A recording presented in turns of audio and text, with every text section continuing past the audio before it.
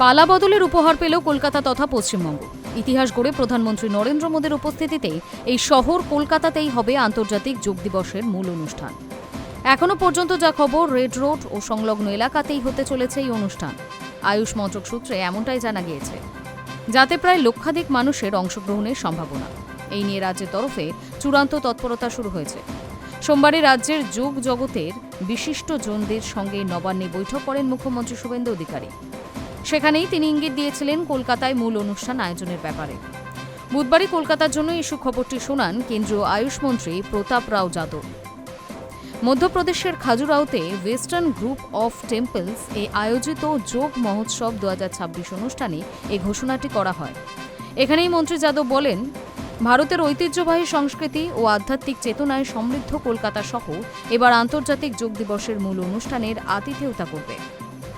তিনি উল্লেখ করেন, সুস্থ বার্ধক্যের জন্য যোগ, এটাই এবছরের যোগ দিবসের মূল থিম। কলকাতায় মূল অনুষ্ঠানের খবরে যার পরনায় উচ্ছ্বসিত কলকাতার যোগ জগতের বিশিষ্টরা। কলকাতায় এতদিন যোগ দিবস উদযাপনের দায়িত্বে থাকত ক্রীড়া ভারতী। সংস্থার প্রদেশ সম্পাদক বিভাস মজুমদার জানিয়েছেন, আমরা 25 যোগ দিবসের মূল অনুষ্ঠান কলকাতায় করতে চেয়েছিলাম, কিন্তু রাজনৈতিক পরিবেশ অনুকূল ছিল না বলে পারিনি। এবার পালা বদলের উপহার হিসেবে কলকাতা মূল অনুষ্ঠান আয়োজনের সুযোগ পেল।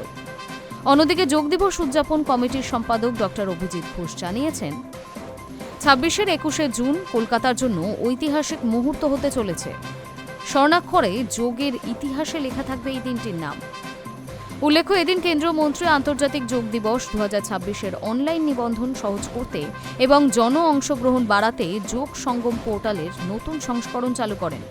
পাশাপাশি বিভিন্ন রাজ্য ও শিক্ষা প্রতিষ্ঠানগুলোতে নির্দিষ্ট যোগ চর্চার স্থান বা পার্ক তৈরির সহায়তার জন্য যোগ পার্ক হোটেল শুভ সূচনা করেন। এছাড়াও তিনি যোগব্যায়াম, স্বাস্থ্য ও সুস্থতার বার্তা প্রচারকারী একটি নতুন ডিজাইনের যোগ টি শার্ট উন্মোচন করেন এবং জানান যে যোগ 365 ক্যাম্পেইন এর অধীনে 100 দিনের বিনামূল্যের যোগ প্রশিক্ষণ কর্মসূচিতে ইতিমধ্যেই 2 লাখেরও বেশি মানুষ অংশ নিয়েছেন এবং যোগ মিত্র সার্টিফিকেট লাভ করেছেন। মন্ত্রী জানান, প্রধানমন্ত্রী নরেন্দ্র মোদীর দূরদর্শী ভাবনায় আয়ুষ মন্ত্রক নিরলসভাবে কাজ করে চলেছে, যাতে ধারাবাহিক প্রচার ও জন অংশগ্রহণের মাধ্যমে যোগকে দেশের প্রতিটি গ্রামে, ঘরে ঘরে, স্কুলে, অফিসে এবং সম্প্রদায়ে পৌঁছে দেওয়া যায়।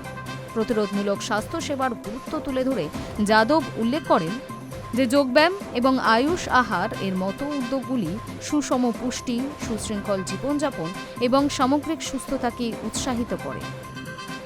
High News network.